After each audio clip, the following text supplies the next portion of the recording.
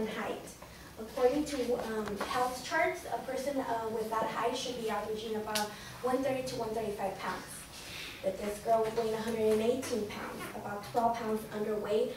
As the days kept passing by, her weight actually kept decreasing.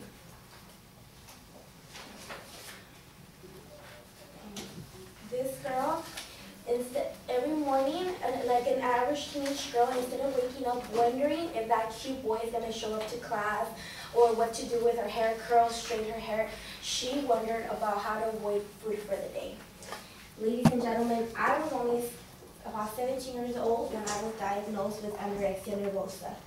This was the last picture I took before I convinced myself that no more pictures for me because the camera adds 10 pounds. So in Webster's dictionary, anorexia is defined as an eating disorder where people starve themselves. Individuals suffering from anorexia suffer an extreme amount of weight loss, even though looking at their thinness, they convince themselves they're fat. Today, I will go over 3 main topics regarding why it's important that you eat healthy, make healthy eating choices, and exercise. First, I will convince you why anorexia is a problem in our society. Then I will discuss the causes and effects of anorexia.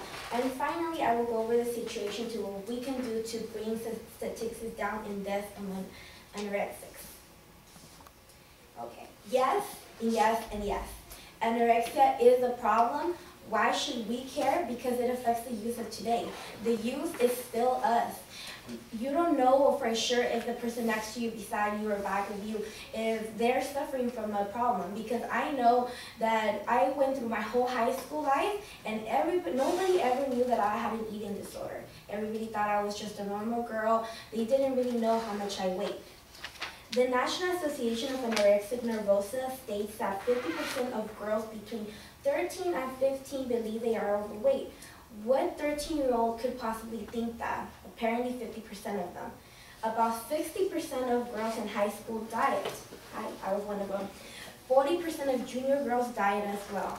Even girls as young as the age of 9 are dieting. Most 9-year-old girls haven't even started puberty and they're already dieting.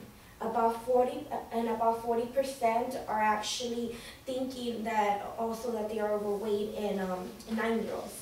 If that wasn't enough, about 20% of our girls are dying. Now, I will talk about the effects of anorexia.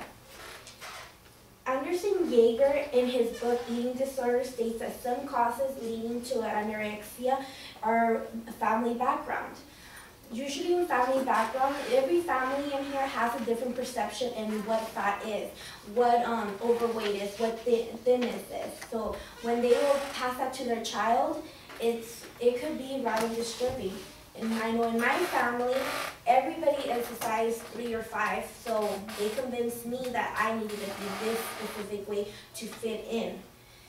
Another cause could be anxiety. I know that among us college students, we're always on the go. We're always thinking about that exam, and we don't really have the time to think, so that causes anxiety. And our peers and the media. As you can see, the media has had a lot of influence among the youth about what skin is and what we supposedly should look like. In my personal opinion, I believe that no matter if you get 2 girls and they both are weighed the same, they're not going to look the same though. If I weigh 120 and someone else weighs 120, we're both not going to look the same. Everybody has different faces, different shapes, different everything. Nobody here looks exactly alike. And now, because of the causes leads people to want to lose weight and they're unaware of the facts. Even if you think that you're going to lose weight and that's it, there's no effects, you're wrong. Because of anorexia, you get shrunken bones, mineral loss, low body temperature, irregular heartbeat, permanent failure of growth, and women can't maintain a pregnancy. Another effect that I found that causes anorexia is osteoporosis.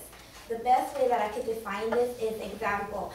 Imagine that you're walking, you bend over, you cause a fracture.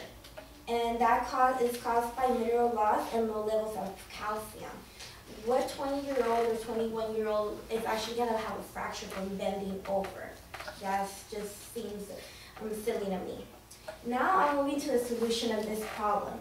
John Pilliger, in his article, How to Lose Weight the Healthy Way, says that reduce the amount of calories you eat, increase your level of activity. I've noticed that anybody who says that you could eat a cheeseburger and live a diet, no, that's just not possible. If you really want to maintain a good, healthy weight, you just need the truth of the fact is you just need to stop all that stuff. You don't have to eat that bag of chips. There's nothing wrong with an apple. You don't have to go to you get that hamburger. Salads exist at home. Easy meal, easy. You get extra money in your pocket that you could save. And someone who increases the amount they exercise but maintains the same diet and calorie intake will almost certainly lose weight. If you stop eating, it's known that if you stop eating fast food, maintain a healthy meal at home, and just exercise a little bit in between, you will lose weight. And I didn't want to include bulimia in this presentation, but basically I just wanted to put these three factors. Excessive eating plus purging equals ew. Look at your teeth. Anybody that wants to kiss somebody like that, well, then go right ahead. So today I went over why my 3 main points regarding why it's important to eat healthy. I convinced you why anorexia is a problem in our society. Then I went over the causes and effects. And finally, I went over the solution to what we can do.